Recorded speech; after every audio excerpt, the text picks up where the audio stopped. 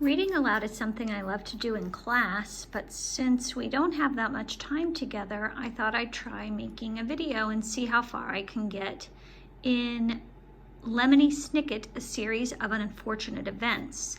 This is the first book in the series. It's called A Bad Beginning. I love this book. I've read it many times, and I thought I would share it with you. So let's see what happens. We'll try chapter 1. If you are interested in stories with happy endings, you would be better off reading some other book. In this book, not only is there no happy ending, there is no happy beginning and very few happy things in the middle. This is because not very many happy things happened in the lives of the 3 Baudelaire youngsters. Violet, Klaus, and Sunny Baudelaire were intelligent children, and they were charming and resourceful and had pleasant facial features, but they were extremely unlucky, and most everything that happened to them was rife with misfortune, misery, and despair. I'm sorry to tell you this, but that is how the story goes. Their misfortune began one day at Briny Beach. The 3 Baudelaire children lived with their parents in an enormous mansion at the heart of a dirty and busy city, and occasionally their parents gave them permission to take a rickety trolley. The word rickety, you probably know here, means unsteady or likely to collapse, alone to the seashore, where they would spend the day as a sort of vacation as long as they were home for dinner. This particular morning it was gray and cloudy, which didn't bother the Baudelaire youngsters one bit. When it was hot and sunny, Briny Beach was crowded with tourists, and it was impossible to find a good place to lay one's blanket. On gray and cloudy days, the Baudelaires had the beach to themselves to do what they liked. Violet Baudelaire, the eldest, liked to skip rocks. Like most 14-year-olds, she was right-handed, so the rocks skipped farther across the murky water when Violet used her right hand than when she used her left hand.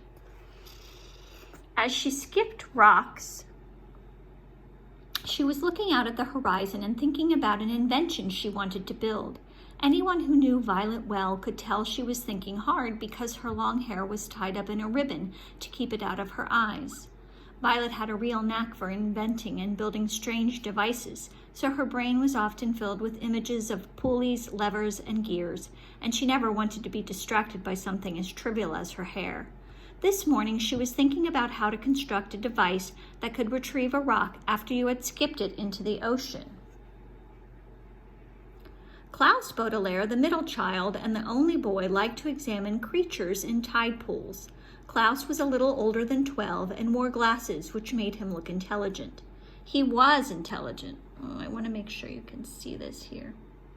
The Baudelaire parents had an enormous library in their mansion, a room filled with thousands of books on nearly every subject. Being only 12, Klaus, of course, had not read all of the books in the Baudelaire library. But he had read a great many of them and had retained a lot of the information from his readings. He knew how to tell an alligator from a crocodile. He knew who killed Julius Caesar, and he knew much about the tiny slimy animals found at Briny Beach, which he was examining now. Sunny Baudelaire, the youngest, liked to bite things. She was an infant and very small for her age, scarcely larger than a boot. What she lacked in size, however, she made up for with the size and sharpness of her 4 teeth. Sunny was at an age when one mostly speaks in a series of unintelligible shrieks.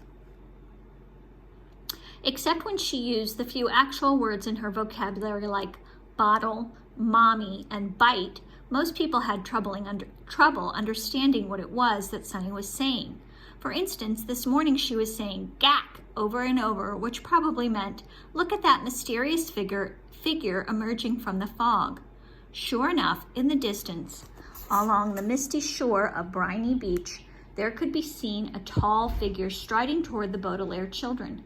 Sunny had already been staring and shrieking at the figure for some time when Klaus looked up from the spiny crab he was examining and saw it too. He reached over and touched Violet's arm, bringing her out of her inventing thoughts. "Look at that," Klaus said, and pointed toward the figure. It was drawing closer, and the children could see a few details. It was about the size of an adult, except its head was tall and rather square. "What do you think it is?" Violet asked. "I don't know," Klaus said, squinting at it, "but it seems to be moving right towards us." "We're alone on the beach," Violet said a little nervously. "There's nobody else it could be moving toward." She felt the slender, smooth stone in her left hand, which she had been about to try to skip as fast as she could. She had a sudden thought to throw it at the figure, because it seemed so frightening. "It only seems scary," Klaus said, as if reading her sister's thoughts, "because of all the mist." This was true. As the figure reached them, the children saw with relief that it was not anybody frightening at all, but somebody they knew, Mr. Poe.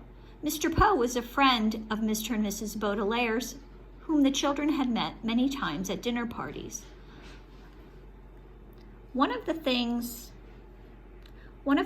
Violet, Klaus, and Sunny really liked about their parents was that they didn't send their children away when they had company over, but allowed them to join the adults at the dinner table and participate in the conversation as long as they helped clear the table. The children remembered Mr. Poe because he had always had a cold and was constantly excusing himself from the table to have a fit of coughing in the next room. Mr. Poe took off his top hat, which had made his head look large and square in the fog, and stood for a moment, coughing loudly into a white handkerchief. Violet and Klaus moved forward to shake his hand and say, "How do you do?" "How do you do?" asked Violet. "How do you do?" said Klaus. "How do wow?" said Sunny. "Fine, thank you," said Mr. Poe, but he looked very sad. For a few seconds, nobody said anything, and the children wondered what Mr. Poe was doing there at Briny Beach when he should have been at the bank in the city where he worked. He was not dressed for the beach. "It's a nice day," Violet said finally, making conversation. Sunny made a noise that sounded like an angry bird, and Klaus picked her up and held her. "Yes, it is a nice day," Mr. Poe said absently, staring out at the empty beach. "I'm afraid I have some very bad news for you, children." The three Baudelaire siblings looked at him. Violet, with some embarrassment, felt the stone in her left hand and was glad she had not thrown it at Mr. Poe. "Your parents," Mr. Poe said, "have perished in a terrible fire." The children didn't say anything. "They perished," Mr. Poe said, "in a fire that destroyed the entire house. I'm very, very sorry to tell you this, my dears." Violet took her eyes off Mr. Poe and stared out at the ocean. Mr. Poe had never called the Baudelaire children "my dears" before. She understood the words he was saying, but thought he must be joking, playing a terrible joke on her and her brother and sister. "Perished," Mr. Poe said, "means killed." "We know what the word perished means," Klaus said crossly. He did know what the word perished meant, but he was still having trouble understanding exactly what it was that Mr. Poe had said. It seemed to him that Mr. Poe must somehow have misspoken. "The fire department arrived, of course," Mr. Poe said, "but they were too late. The entire house was engulfed in fire. It burned to the ground." Klaus pictured all the books in the library going up in flames. Now he'd never read all of them. Mr. Poe coughed several times into his handkerchief before continuing. "I was sent to retrieve you here and take you to my home, where you'll stay for some time while we figure things out. I am the executor of your parents' estate. This means I will be handling their enormous fortune and figuring out where you children will go. When Violet comes of age, the fortune will be yours, but the bank will take charge of it until you are old enough." Although he had said he was the executor, Violet felt like Mr. Poe was the executioner. He had simply walked down the beach to them and changed their lives forever. "Come with me," Mr. Poe said, and held out his hand. In order to take it, Violet had to drop the stone she was holding. Klaus took Violet's other hand, and Sunny took Klaus's other hand, and in that manner the three Baudelaire children, the three Baudelaire orphans now, were led away from the beach and from their previous lives.